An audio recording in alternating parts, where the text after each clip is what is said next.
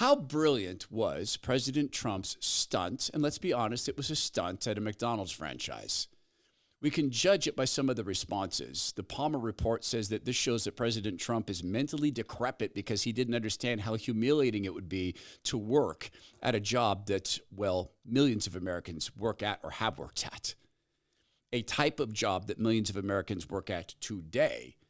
A type of job that I know people who began in high school working at McDonald's now laugh at people who work because they don't need to work anymore. Got a friend of mine who started working at McDonald's when he was 16. He owns 7 franchises. He's in the I check my bank balance business and traveling. Right now he's in Palm Springs laughing about it's humiliating to work at McDonald's.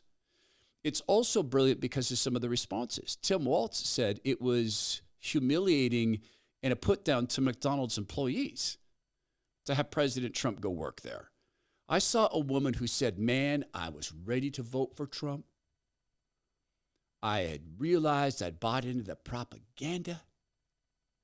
But then I learned something about his McDonald's gig.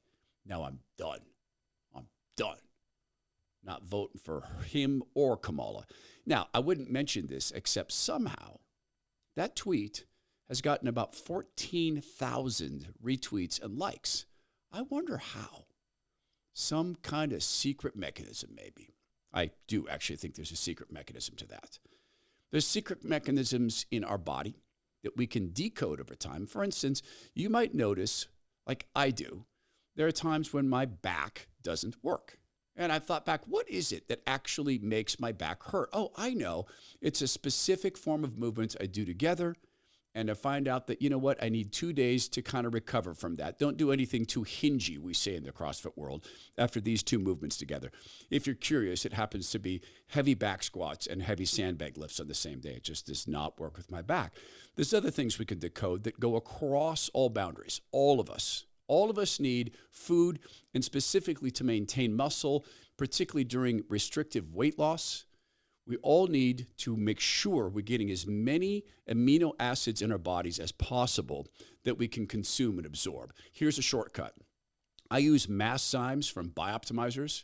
It's an incredibly potent set of digestive enzymes. It took Matt and Wade, my friends at Bioptimizers, 243 experiments to get it right and then to make sure it was ready to go. They paid for a test at Birch International University, a side-by-side analysis. People who ate food and people who ate food and took Masszymes, us, the Masszymes group, people like me, saw a 1,200% increase in amino acids in their bodies. Aminos, and particularly branched-chain aminos, they build proteins. Proteins build muscle, and the product also delivers digestive comfort, if you know what I mean. Go to bioptimizers.com/Todd. Stop letting poor digestion rob you of your full physical potential and get more nutrition for every chew, therefore being more wise with your money. Bioptimizers.com/Todd. So this woman said, I was ready to vote for Trump. Oh, I saw the mean tweets, but then I saw the policies and I was ready. But then he went to McDonald's. And then I learned those weren't random customers. He didn't really work there. He didn't draw a paycheck. They weren't random customers. You think? The guy's almost been killed twice. He's almost been assassinated twice. I bet President Trump would have been glad to stand there with random customers. I think he would have found it entertaining to have haters show up. I think he would have. I don't think his security detail would have found it particularly entertaining to have people be able to drive up and take a shot at him from 2 feet away. Of course they screened the people. The Secret Service probably said, we can't let another one get by. It's been too obvious. So a woman from Brazil, she's doing interviews now about how this all got set up, and it's good because she's a Brazilian immigrant, a legal one. She pulled up to the window. A lot of fun here, everybody. Oh, my God. Oh, my God. Look at all the fake news over there. Hello, everybody. You can fake this, And right? you know this is compliments of Trump, okay? Yes, thank Okay. you. Mr. President, Yes. please don't let the United States become Brazil, my native Brazil. We'll keep it good. Please, please. We're going to make it better than ever, okay? Thank you. Thank you. Thank you. It's a pleasure, Mr. Compliments President. of Trump. Yes, thank you so much. Thank you over there. Have a good time. Thank Nice you. to You see you. too. Bye, darling. Sure, it was a setup. Thank you. Sure, great. And she's also a Brazilian immigrant who knows what Brazil has become under the things that Kamala Harris wants to install here, or rather the people who run her want to install. If the people who run her said, you're going to be a rock-ribbed conservative free market capitalist, she'd say, okay, I've always been one, so joyfully. See, Kamala couldn't do that. She could not have legitimate, joyful interactions with human beings. I mean, with people who work for her, she can have interactions like she said to her husband, Doug. Did you hear this, what he said? When they succeeded in conning Biden out of office, blackmailing him, according to Doug, she called him and said, where the F are you? It's good, healthy marriage talk. Where the F are you?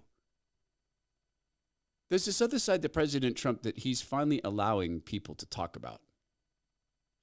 And I'm legitimately glad to see that this is real. He sat down and had a conversation about Nelson Mandela, something he did for Nelson Mandela. I don't think it's something that he wanted to talk about, but it came up. And here is part of this discussion. Nelson Mandela and 80 of his constituents were trying to come to the United States. Yeah. The United States government wasn't helping him. No one was helping him. You chartered a 727 plane for their entire trip. Yeah. How is somebody, and it's crazy because you can talk about anything, and why is it hard for you to talk about the things you've done? It runs in your family. Your father helped build a synagogue. I mean, why do we not know those things? It's something that I've never, I love doing it. I don't need praise for it. I don't, we all like a certain level of praise, but I've never, I just like helping people. I help a lot of people, and I enjoy doing it, and I never talk about it. It's nice that you bring it up. I also think it's not a narrative that the press likes talking about, for me. But I think it would help a lot of the American people who have been misled, I myself included. Now, listen, I'm voting for you now because of the man you are, not just because of the policies, because not every American will get the opportunity that I had to saw who you were backstage. And that's why I have this list. I mean, I have testimonials. We can't go through all because of I want time. to see them. Now, this was I had to dig deep. I like that. You donated $100,000 to raise dogs. You're not even a dog guy. Yeah. Explain that. Well, that's Lara. So I have a wonderful, the wife of Eric, and she's a terrific person. You know? What we're seeing here with Tyrus, and God bless Tyrus for sort of admitting he'd been wrong about President Trump. What we're seeing in body language, what we're seeing in tone, is either a new act or it's a man who's been shoved to his face by God. I think the assassination attempts, I think they changed him.